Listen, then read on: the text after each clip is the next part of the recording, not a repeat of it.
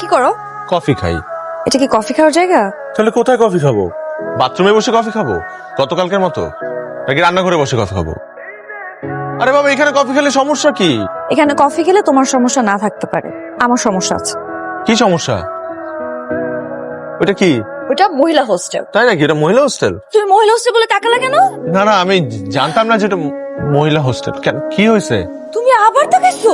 আরে বাবা, এরকম করতেছো কেন? আমি তো জানতামই না যে ওটা তুমি তাকাচ্ছ কেন মহিলা হোস্টেল বলে? আচ্ছা সরি, আর তাকাবো না। তাকাবে না। ওকে ঠিক আছে। শোনো, তুমি যতটা সাধু সাজার চেষ্টা করছো, তুমি কিন্তু ততটা সাধু না। আরে আমি অসাধু কি করলাম? আমি সত্যি জানতাম না এটা মহিলা হোস্টেল। তুমি আবার তাকাইছো ওই দিকে। আমি তুমি তাকাবে না। ওকে, সামনের দিকে তাকাও। সামনের দিকেই। আমাকে বলে দাও আমি কিভাবে কফি খাবো। কিভাবে কফি খাবা? হ্যাঁ, তোমার কফি এখানে খেতেই হবে। আমার তো ভালোই লাগছে, একটা সুন্দর পরিবেশে বসে সুন্দর বাতাসের মধ্যে কফি খাচ্ছি আমি।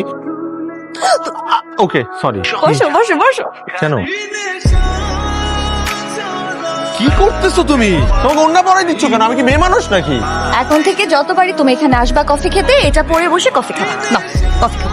আরে আশপাশে মানুষজন আছে, প্রতিবেশীরা আছে, ওরা কি মনে করবে? মনে করবে তুই বান্ধবী বসে কফি খাচ্ছে। মানুষ বুঝাতে কি হবে? আমি তো জানি আমার জামাই আমার সাথে, তাইলে হবে। কোনো সমস্যা নেই, মানুষ বুঝুক আমরা দুই বান্ধবী বসে কফি খাচ্ছি। খাও বান্ধবী, খাও খাও বান্ধবী। এই তো দেখছো কি সুন্দর করে খেতে পারতেছো। তোমার খাওয়ার জন্য তো মুখ দরকার, ফেস তো দরকার নাই। খাও। তোমাকেও দেখতে দিবা না? আমাকে দেখার অনেক সময় পড়ে আছে। এখন তুমি কফিটা তাড়াতাড়ি শেষ করো, ভিতরে যেতে হবে। খাও, শেষ করো না তাড়াতাড়ি।